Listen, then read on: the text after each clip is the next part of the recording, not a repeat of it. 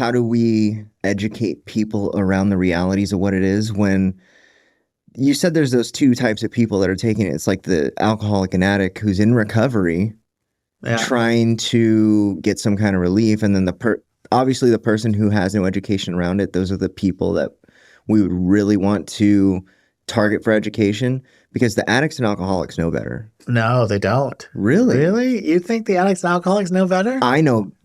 You know better, right? I can't tell you how many are just like, what? What is that, right? Or like, they're in early recovery, right? I mean, if you've been around the block for a while, you kind of know, right? But if you're new in recovery and you're like, oh, like this is in the gas station, right? Are you really going to question that?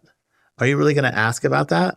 The other thing that I thought was scary too was that there's a lot of the drinks that are out there right now that aren't even marketed as has them having kratom inside of it. Did I send you that video clip? Yeah, Yes. that's the clip that you sent me, right? Mhm. Of the girl being like, "What is this?" Right? Yeah.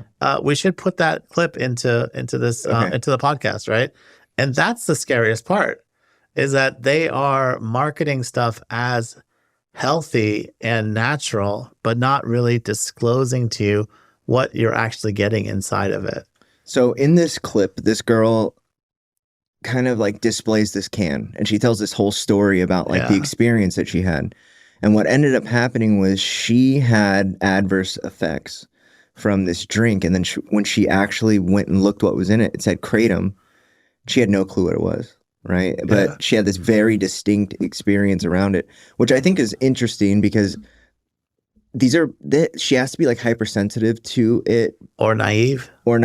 because Right. when I think about my experience with it, it was like nothing. Yeah, Nothing. but I mean, like, come on, Okay.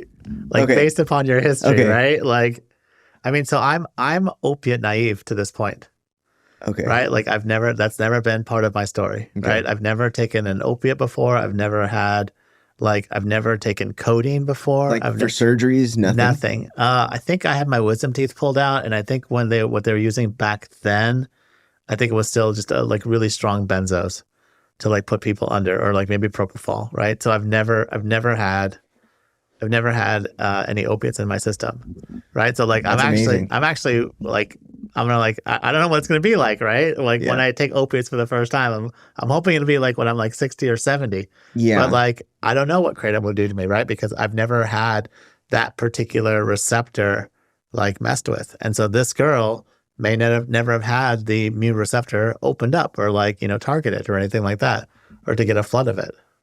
Yeah. So to kind of go back, they've got all like these like kombucha, Yeah. The whole market of these drinks and these health products that like they market to a very specific people, like the health conscious people. Yeah. And these health conscious people, I think, from the interaction that I've had with a lot of these people, is that they are very sensitive to caffeine and to like all this other stuff where it's like, but you see it with their caffeine use, right? With their pre-workouts and stuff where they very quickly build this tolerance to caffeine, and it's like they're eating scoops of pre-workout after like a few months. Yeah. And it's like very quickly, because of the nature of kratom, you can build up this tolerance, but then also this dependence, and then have no clue what hit you. Right. Like And you wake up one day miserable. It only hits you when you try to stop it. Right.